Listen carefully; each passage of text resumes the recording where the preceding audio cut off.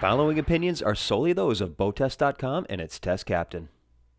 Hi, Captain Steve for BoatTEST.com, and today I'm on Key Largo's 3000cc. This one is powered by a pair of 250 horsepower Evinrude E-TEC G2 engines. Let's see how she performs first as we get her out on the water.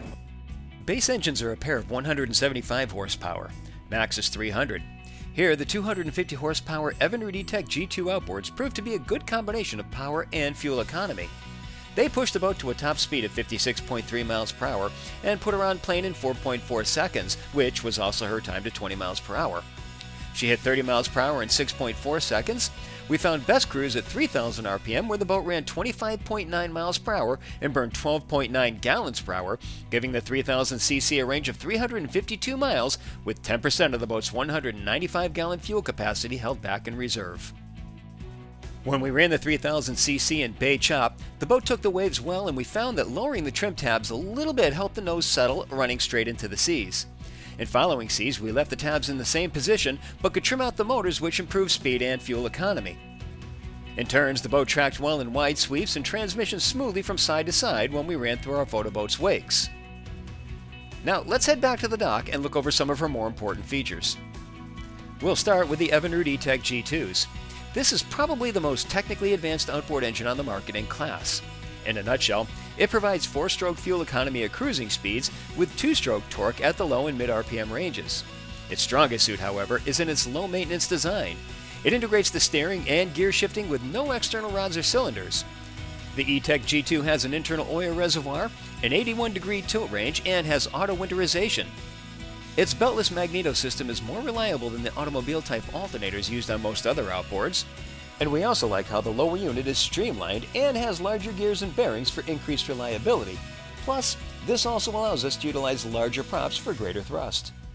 The engine was designed from the beginning to be saltwater ready and carries a 5-year factory-backed warranty, which includes corrosion. At the transom, there's a live well alongside a chum sink. The sink has a pull-out sprayer. The water fill is just between, and both see-through covers are held open with tension springs. Just below, the transom bench easily stows away to increase the usable space in the cockpit, and I appreciate how there's a bit of toe space just beneath, as well as tow rails to the sides. With the area opened up, we measured 6 feet 5 inches by 3 feet 6 inches. Bolsters start at 20 inches and come up to 27 inches. At the entry, there's a small storage space that can hold a pair of 3600 series Plano tackle sorters. The leaning post is standard. An upgraded version has the live well and additional storage. This one has drink holders to the side. 2 hatches open up to access storage and a triple set of 4300 series sorters. Below is a carry-on cooler. Above are 3 rod holders. At the helm, we immediately appreciated the comfort level of the 2 footrest positions. The helm is mounted directly in the center of the console. The panel has a 10-inch Humminbird multifunction display with the Evinrude icon display front and center. Storage is to the right, and a stereo control is below. The lower panel has a VHF and all rocker switches, and the horn is easily identifiable. The wheel is connected to the E-TEC power steering. The Evinrude icon controllers are mounted nearly vertically, but there's no feedback to the sticks, so it works well. The windshield is smoked, and we did notice a bit of distortion to the sides. Overhead, the hardtop is optional, a ragtop is standard. All supports are powder-coated. Rod holders and spreader lights are to the rear. Head access is to the starboard side via a bifold door, and we'd like to see a strap to hold the door open. The head is standard with a porta-potty, and a pump-out head is available. We measured 5 feet 8 inches of standing headroom, 4 feet 7 inches of sitting headroom. Around the front is a seat with the battery and battery switches inside.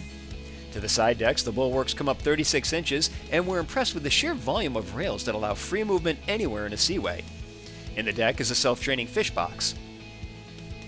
At the bow, there's the usual seating with storage underneath. Key Largo includes padded bolsters to enhance the comfort level and went the extra mile with multiple tones of upholstery. A filler cushion converts the area into a sun pad. Further ahead, there's a hatch leading to the anchor rode storage. A hawse hole brings the rode up to deck level, where it runs from a Lumar windlass to a pulpit-mounted anchor roller. Overall, we've got a nice center console that's firmly in the affordable category, offering a nice mix of value and features.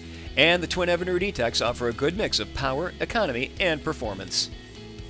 Well, that's my full test and features inspection of the Key Largo 3000cc. For BoatTEST.com, I'm Captain Steve. We'll see you on the water.